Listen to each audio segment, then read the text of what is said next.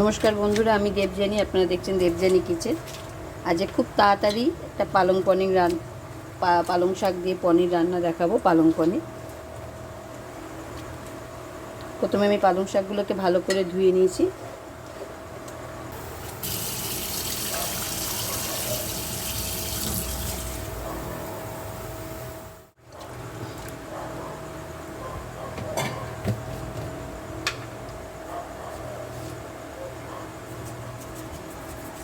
অল্প একটু নুন দিলাম।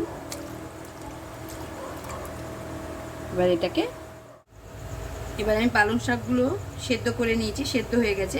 একটা কথা বলতে ভুলে গেছি, যখন আপনারা পালং শাকটা সেদ্ধ করতে দেবেন তার মধ্যে 2-4টে কাজু দিয়ে দেবেন, তাহলে কি আর তিতো ভাবটা হয় না, খেতেও ভালো লাগে। এবার আমি পালং শাকগুলো এই যে ঠান্ডা জল মিশিয়ে নিয়ে নিয়েছি, ফ্রিজের জল এবং বরফ, এর মধ্যে কিছুক্ষণ ভিজিয়ে রাখবো। তাতে কি হয়, এর রঙটা খুব সুন্দর থাকে, সবুজ রঙটা নষ্ট হয়ে যায় না রান্না করার সময়।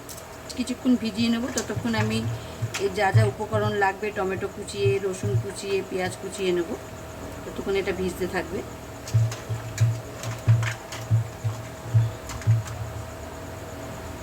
একটা লেবু নিংড়ে দেবো, অবশ্যই লেবু দেবেন, তাহলে এর রঙটা খুব ভালো থাকে। যার যেমন পরিমাণে করবেন সেভাবে লেবু দেবেন। আমি একটা লেবুর অর্ধেকটা দিলাম।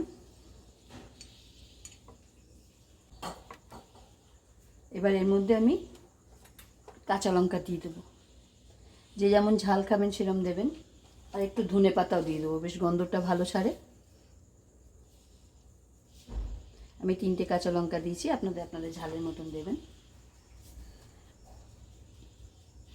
দিয়ে আমি এবার এটা মিক্সার গ্রাইন্ডারে বেটে নেব। কড়াই গরম হয়ে গেছে, পেস্টটাও আমি বানিয়ে রেখেছি, কি সুন্দর কালার এসছে। এবার এর মধ্যে আমি একটু প্রথমে ঘি দিয়ে দেবো।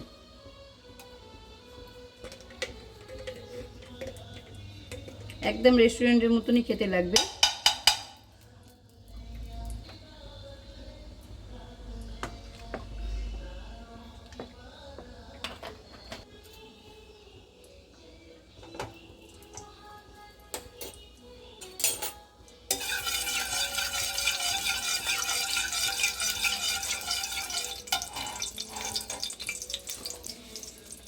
একটু জিরে ফোড়ন দেবো, একটু হিং দেবো,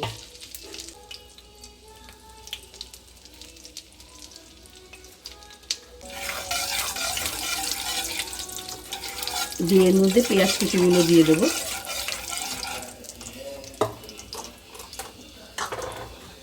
প্রথমে কুচনো রসুন দিয়ে দিচ্ছি, আপনাদের পরিমাণ মতন দেবেন।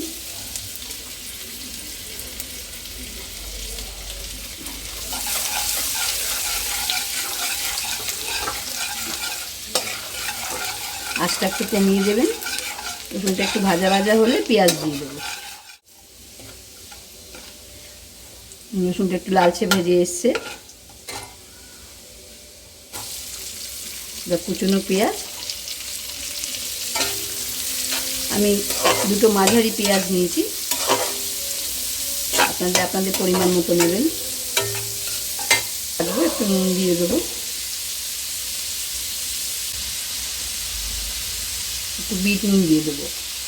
সবসময় রান্না একটু বিট নুন দিয়ে করলে দেখবেন টেস্টটা খুব ভালো আসবে।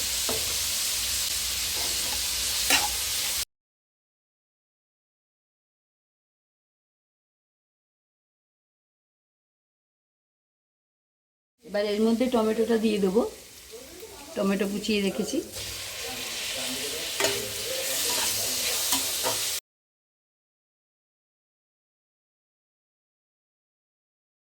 টমেটোর কাঁচা গন্ধটা চলে যাবে, তখন এই মশলাগুলো দেবো। টমেটোটা অনেকটাই ভেজে এসেছে। এবার আমি পালং শাকটা দিয়ে দেবো এর মধ্যে।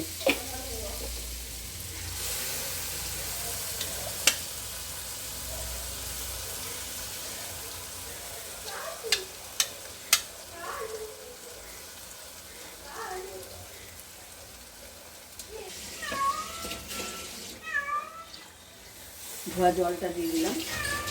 আর এতে জল বেশি লাগে না।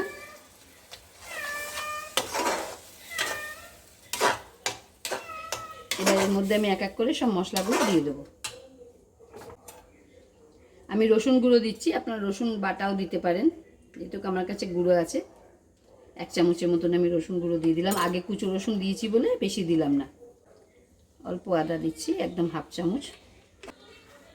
ধনের গুঁড়ো 1 চামচের মতন। জিরের গুঁড়ো আমি ওই 2 চামচের কাছাকাছি দিলাম। রঙটা ঠিক রাখার জন্য একটু হলুদ দিয়ে দেবেন, বেশি না, অল্প দেবেন।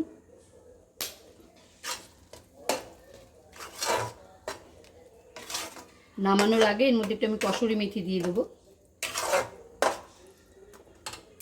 ওখানে একটু গোলমরিচ দিয়ে দেবো।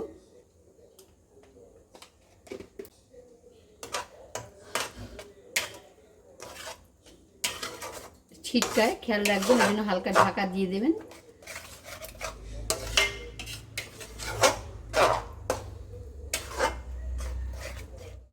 এবার আমি এর মধ্যে পনিরগুলো দেওয়ার আগে একটু ক্রিম দিয়ে দেবো।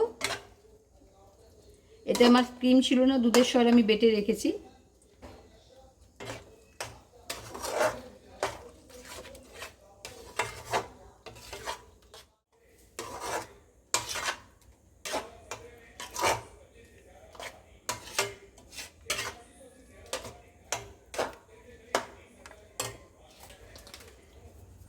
কসুরি মেথি দিয়ে দিচ্ছি,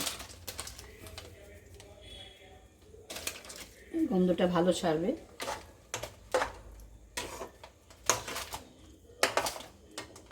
এবার আমি পনিরগুলো কেটে রেখেছিলাম, এরকম টুকরো টুকরো করে পনিরগুলো মিশিয়ে দেবো।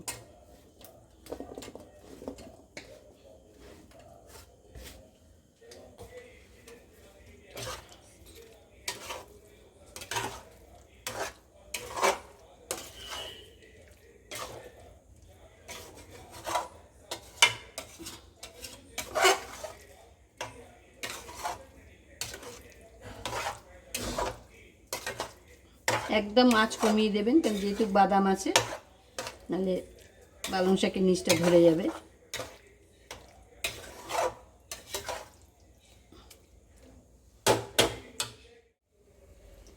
মোটামুটি হয়েই এসেছে। এবার আমি এর মধ্যে একটু মাখন আর গরম মশলাগুলো দিয়ে দেবো।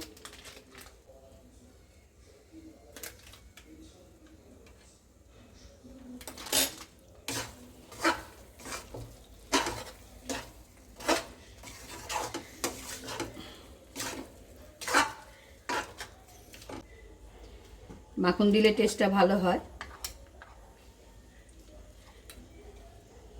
একদম দেখবেন দোকানের মতন খেতে লেগেছে। হোটেলে যেমন খান সেরকমই টেস্ট পাবেন। করে খাবেন, ভালো লাগলে শেয়ার করবেন, কমেন্ট করবেন, লাইক করবেন এবং কেমন খেলেন সেটা কমেন্টে জানাবেন। খারাপ হয় না, খেয়ে দেখবেন। আপনাদের একটা লাইক আমার খুব প্রয়োজন। আমার তৈরি পালং শাকের পালং পনির বা পনির দিয়ে পালং শাক। টাটা।